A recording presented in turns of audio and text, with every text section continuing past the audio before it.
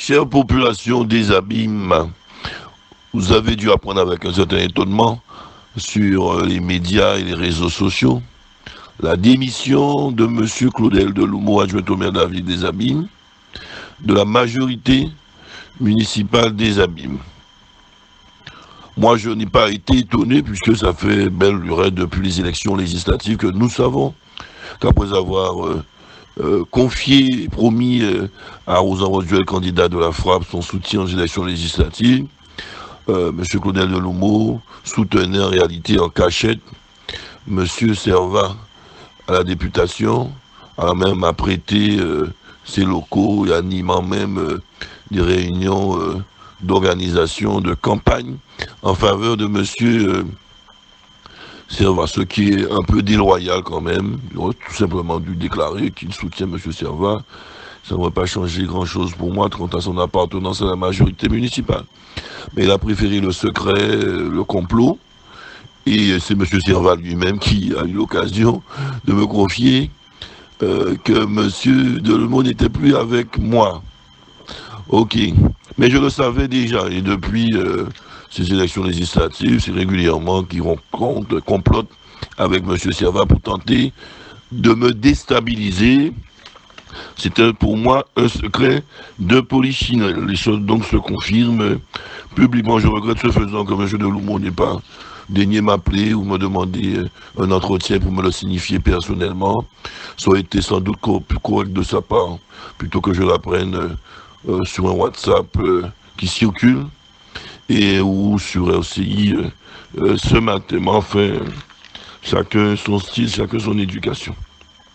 Alors j'ai voulu, pour ceux qui ne connaissent pas M. Deloumo, c'est un jeune avocat, hein, qui est un bon avocat, et qui était avec M. Marsin. Dans le groupe de M. Marsin en 2014, il a voulu rejoindre ma majorité, ce que j'ai accepté volontiers, étant un homme de rassemblement, généralement de l'ensemble des forces vives de la ville des Abîmes. Je lui ai confié la délégation à la sécurité, ok, et malheureusement, peut-être faute de disponibilité, puisque il m'avait confié qu'il voulait davantage se consacrer à son métier aux missions que je lui avais confiées. Ben voilà, j'ai dû le décharger de cette responsabilité, d'élu délégué à la sécurité, en lui confiant uniquement la délégation d'élu délégué aux affaires juridiques, de sorte que nous puissions continuer à améliorer la situation de la police municipale qui s'améliore.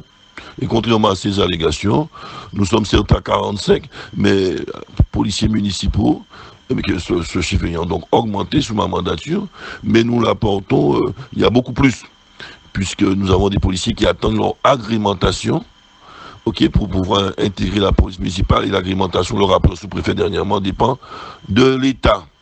Et on attend que l'État fasse diligence pour qu'on ait nos 55 policiers municipaux pour 55 000 habitants, 1 pour 1000, qui est le chiffre à peu près normal. Nous devrions l'atteindre avant 2020, avant la fin de la mandature.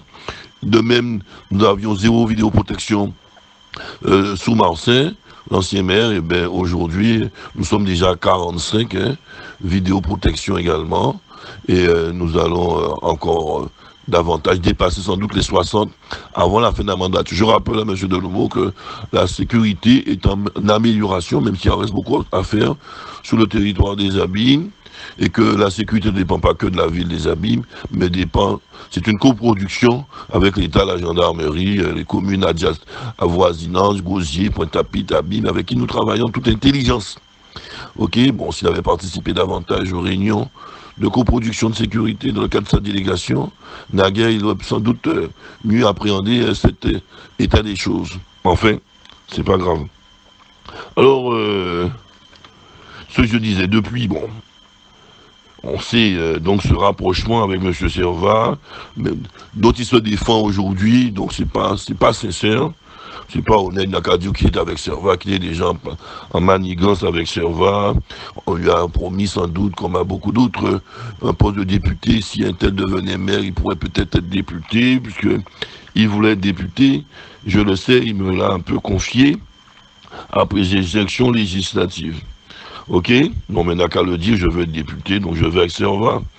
Tout simplement, et non pas faire semblant d'avoir des raisons importantes, fondamentales, ce qui m'a fait beaucoup sourire, puisque j'ai jamais entendu monsieur Claudel Deloumo manifester une quelconque opposition, même minime, publiquement ou même en privé avec moi, sur les problèmes de l'eau, de gouvernance de l'eau, comme il avance, d'autres problèmes de démographie, la démographie.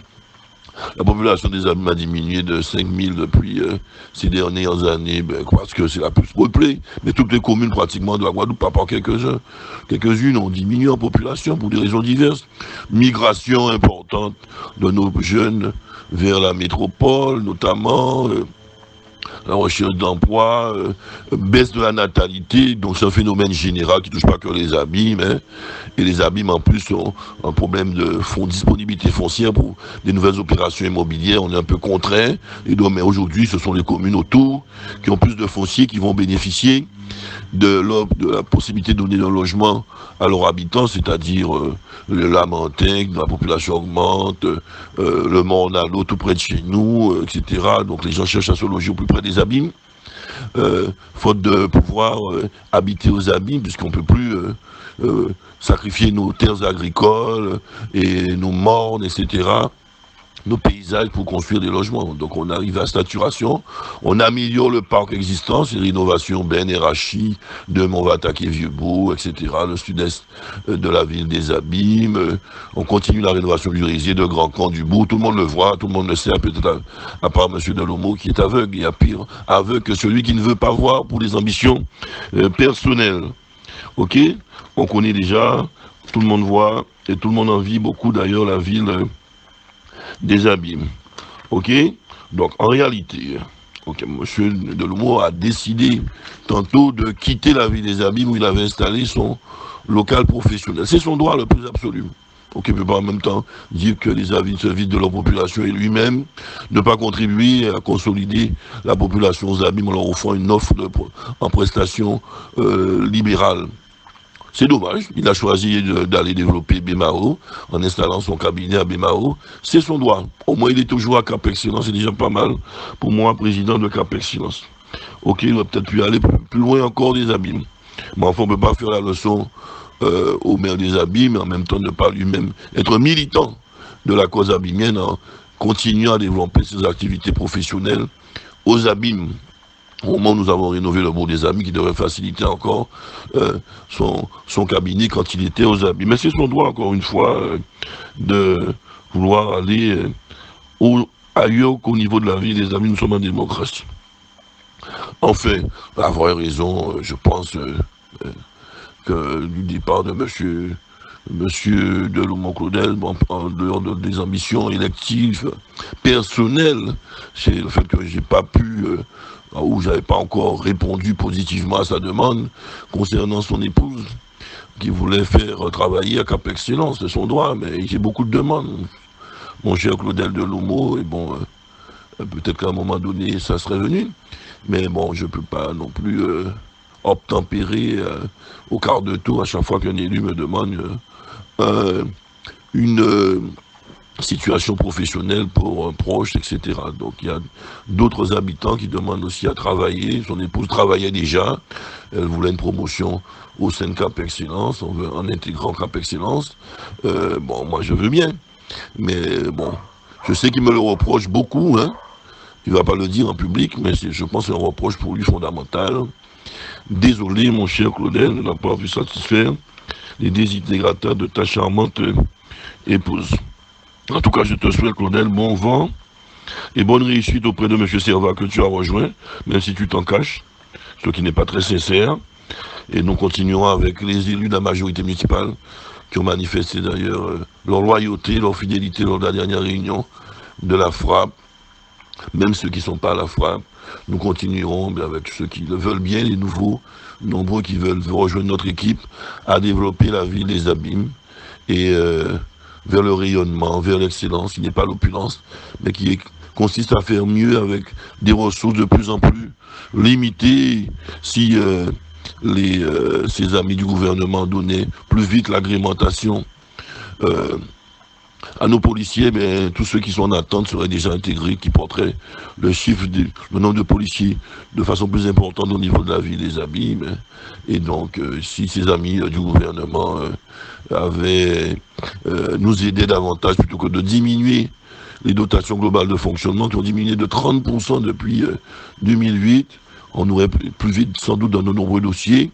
Et concernant la gouvernance de l'eau, il a un train en retard, hein, même deux, puisque nous sommes déjà là-dessus, au niveau de la région, du département, des communautés. Nous réfléchissons sur la gouvernance de l'eau. Nous tenons bientôt une réunion pour aller encore en avant sur la méthode et pour avancer sur une évolution de la gouvernance de l'eau. Alors je ne sais pas si ce sera un syndicat unique ou deux syndicats. L'essentiel c'est d'optimiser cette gouvernance de l'eau, qu'elle soit plus rationnelle, on mutualise un peu plus et qu'on puisse faciliter les choses concernant la gestion de l'eau au-delà du plan d'urgence que nous avons déjà mis en place sous l'impulsion d'Éric Jalton, sous l'impulsion de la conférence des présidents, que nous avons 71 millions d'euros de la région, nos trois et du département, et de l'État, et nous-mêmes PCI, que nous avons 71 millions d'euros, qui nous permet de lutter en travaux qui gênent parfois, puisqu'il faut arrêter l'eau pour faire des travaux, en dehors des tours d'eau solidaires, par rapport aux autres secteurs qui n'avaient jamais d'eau. Mais nous travaillons sans relâche pour chercher à améliorer au plus vite. C'est une course contre la montre, la situation de l'eau en Guadeloupe, et nous espérons y arriver durant les prochains mois, les prochaines années, progressivement. Alors, il a pu m'apporter son concours, son expertise, plutôt que de rester dans des argumentations primaires de politiciens archaïques qui développent sur l'eau. Non, nous travaillons ensemble sur les déchets, sur l'eau, sur d'autres dossiers. On peut émettre des divergences, mais c'est bien normal en démocratie.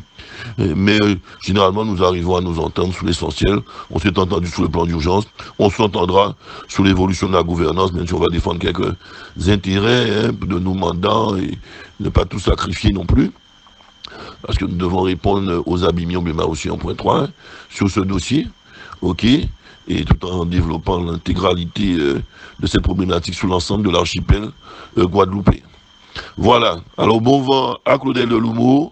Et que vive la vie des Abîmes en marche vers l'excellence, ok, progressivement, mais il reste encore beaucoup à faire. C'est pour cela que je sollicite encore une fois auprès de la population son soutien et son expertise, son accompagnement, plutôt que des complots développés.